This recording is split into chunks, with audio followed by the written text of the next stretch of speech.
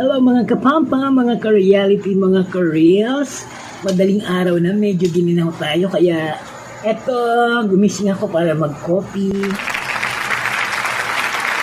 Nagpapasko na kasi kaya malamig. Napanood ko pala yung isang video ng isang malaking content creator.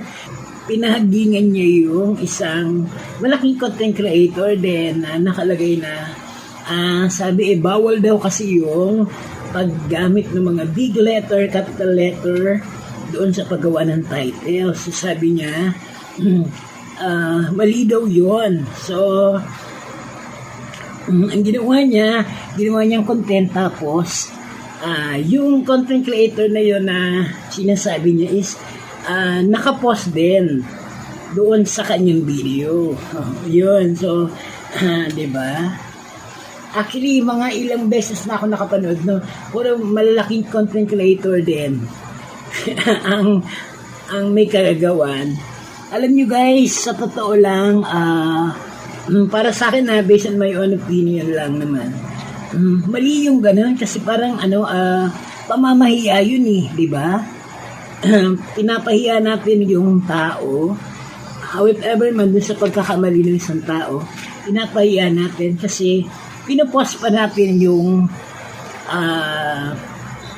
video na yun na nandun yung mukha nung tinutukoy, di ba? So, wala namang masama kung mag-correct tayo ng mali na pag-deliver ng isang creator.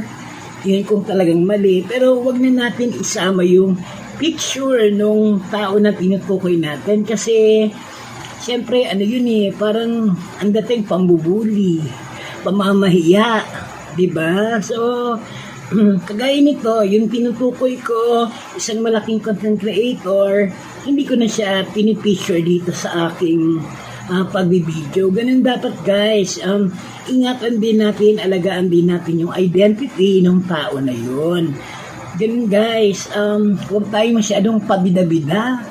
Kasi ang dating yun guys, sa totoo lang, kung yung napanood ko yung video ng tao na yun, idol ka pa naman yun, diba?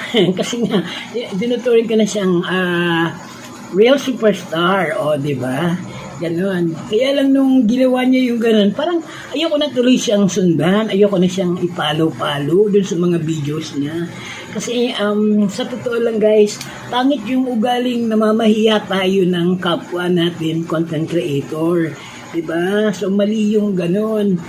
Kaya dapat iwasan natin yung mga ganon. Kagaya nung isang napanood ko din dati, isang content creator din na big content creator din.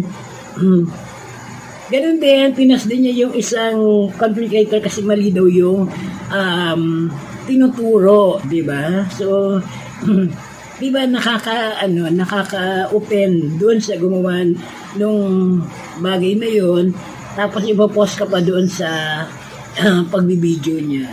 And hanggat maaari guys, iwasan natin yung ganun. Lalo na yung mga bagong content creator, wag natin gayahin yung ganun, di ba? Yung magkaroon tayo ng respeto sa kapwa natin. Tao lang naman tayo para hindi tayo magkamali. Ganun. Pero bigyan natin ng limitation yung mga ganung bagay na kung meron tayong i-correct, huwag na natin ipopost yung picture ng tao na yun. Diba? Kasi kawawa naman. Diba? Parang masisira tuloy siya dun sa ibang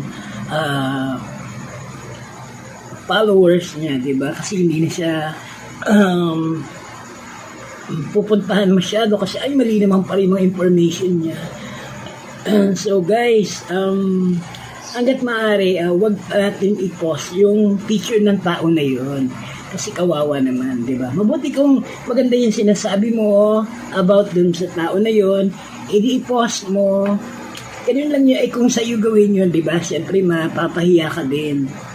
Ganun lang guys, maging mabait tayo sa ating kapwa content creator para buweltanin tayo ng maganda. Yun lang, magandang umaga, napakaaga, coffee.